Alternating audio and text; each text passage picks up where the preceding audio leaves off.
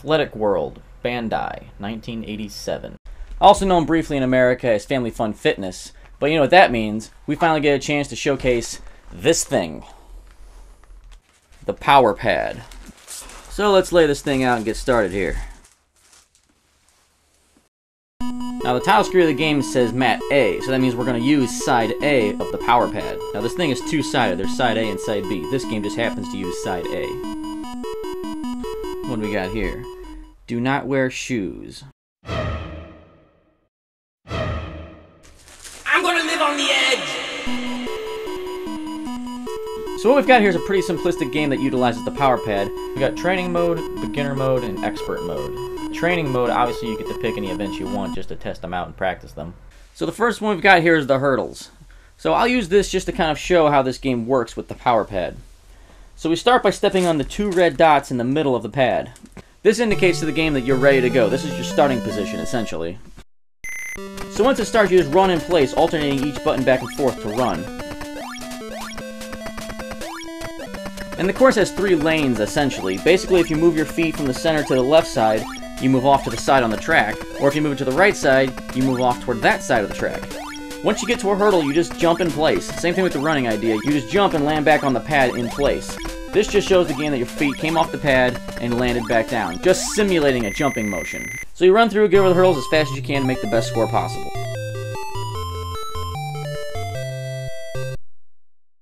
Next we have Animal Trail. Similar to the hurdles, but instead of having hurdles this time, we just have random animals running at you. So this is an event where you'll definitely utilize the different lanes to avoid getting hit by the animals. Again, just run as fast as you can and make it to the end. Next we've got the Dark Tunnel. This one doesn't utilize lanes, instead you just run straight through. The only challenge really of this level is you have to go up these steep inclines, and on these inclines you really have to go at it or else you'll slide back down. The Hop-A-Log event gave me some trouble at first. I didn't really understand what I was doing. I understand there's different lanes here. We have the planks in the middle, and then we have the logs off to the left and the right. I thought once you get to the log, you're just supposed to step over and start running on them. But as far as I can tell, you just hop on those logs, 1 foot at a time, and just jump in place, getting along that log until you get back to another plank segment. And finally, rafting. In this one, you don't run at all. You just stand in place until a log comes up, then you jump. Now, if there's an elevated log, you have to actually stoop down and put both your hands on the front 2 blue buttons. This will make your character duck under the elevated logs. Once you get past that, there's some rocks in the water you have to avoid. This is where you utilize the lane idea again. You just move left and right to get past the rocks. So that's all the events in the training mode. If you choose beginner, it just plays all those events straight through, and then in the end it gives you a cumulative score.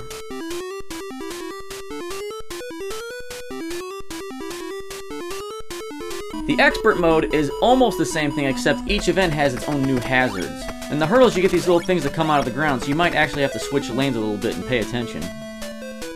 In the Animal Trail event on expert mode, you actually have animals that come towards you as well as behind you, so you have to utilize your jumps and the lane changes. In the Dark Tunnel event, the only new hazard here is these bats that fly around.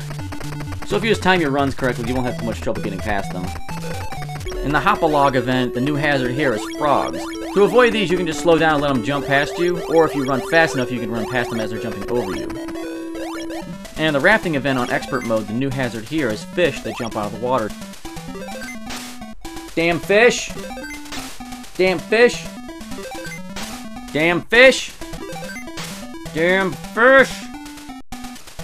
So, for the time, this is actually a pretty cool game. It was put together really well. The pad itself is actually pretty responsive and feels kind of natural playing this game. Obviously, it's not like real running where you have your body momentum and wind resistance and all that, but you do definitely get a workout running in place like this.